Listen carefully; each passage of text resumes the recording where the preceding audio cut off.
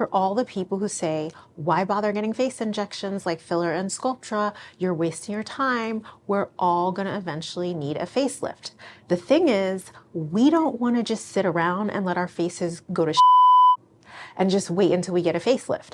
I don't even know if I ever even want a facelift. A facelift is an invasive surgical procedure that people do to look younger, which involves cutting away loose, wrinkled, or crepey skin and stitching it back tightly behind the ears along the hairline, or both, depending on the type of facelift. Well, what if there's a way to prevent the skin from sagging in the first place to where it didn't get as saggy, crepey, and wrinkly looking? Why does our skin age in the first place? Our skin loses its ability to produce youthful, hydrated, plump tissue that's full of collagen, elastin, and fat, and it progresses to producing drier, thinner, wrinkly, crepey tissue that looks older. Our skin ages, and so do the fibroblasts, the cells responsible for producing collagen and elastin. As a result, our ability to produce youthful collagen and elastin diminishes, and our skin tissue loses fat. All of this contributes to the skin becoming saggier and developing a crepier texture. It's also important to know we lose bone, and losing bone, especially to the lower face, also contributes to our skin sagging around our jawlines and forming jowls. Can we prevent and treat skin that has already showed these signs? Yes, I think we can. Sculptra is a non-invasive injectable that stimulates your skin to produce collagen and elastin. And it can be an alternative to a facelift for those who don't have a lot of excess, very saggy, thick, heavy skin. Can Sculptra really replace a facelift, and is Sculptra the new facelift alternative? Hi, my name is Emily Dowe, and I'm a board-certified PA specializing in aesthetic medicine. And I have a lot of videos on Sculptra. I do a lot of Sculptra, and I love it. It's been life-changing for me and some of my patients. And in the last few years, the demand for Sculptra and biostimulators has skyrocketed because these treatments go beyond just filling the skin tissue. They actually help change the quality of your skin by stimulating collagen and elastin. And now people are speculating that Sculptra can induce adipogenesis or help stimulate fat.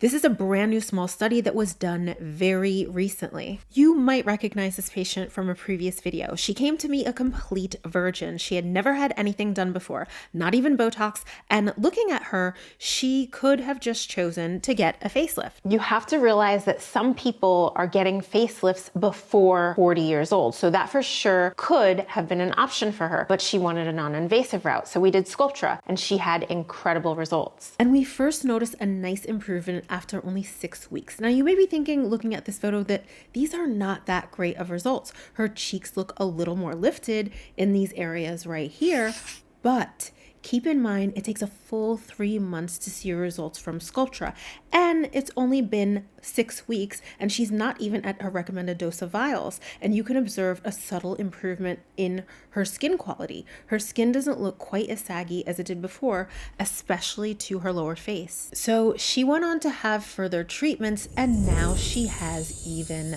better results. You would think that she could have possibly had a facelift because her skin tissue looks more lifted, but she didn't have a facelift. No laser, no radio frequency, nor ultrasound devices were done. No thread lifts were done. She does not use home devices either.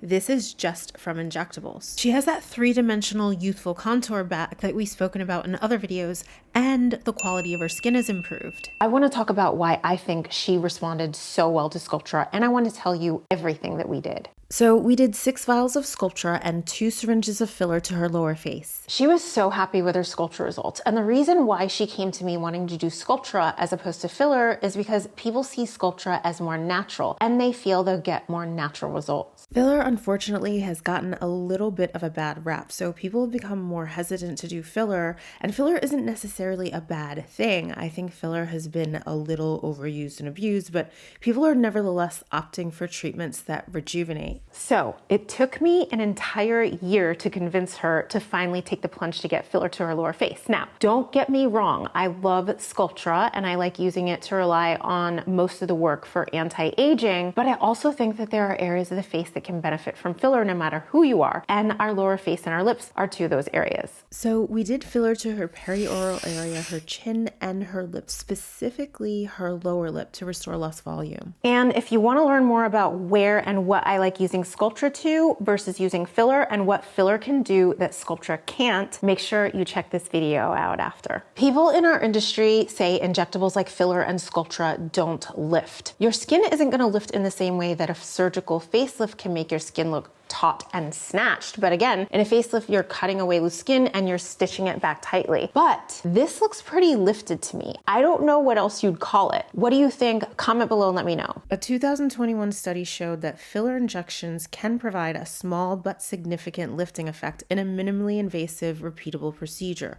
Of course, the gravity-defying lifting effects don't approach the impact of a facelift surgery. So basically, Sculptra and filler can lift, but not shocking, it's not going to compete with a facelift. I like to explain the lifting effects of Sculptra or filler by comparing it to the structure of a house. Think of facial volume as the support beams of a house. When you lose wood in one part, like the upper areas of the house, it affects the strength and support of everything below. Without that upper structure, the rest of the house can shift and fall. In the same way, when we lose facial volume in one part of our face, it can affect losing support to other parts of the face, and this can lead to sagging. Sculptra can help restore and support and subtly lift our skin tissue by reinforcing the areas that have lost volume. I want to talk about the reasons that I think she had such amazing results. She's a good candidate for Sculptra because even though she had some sagging of her skin tissue and some jowling, her skin tissue density is not extremely thick and heavy. It's more difficult to lift skin that's very thick and heavy. So people with very thick, dense skin tend to be better candidates for surgical procedures.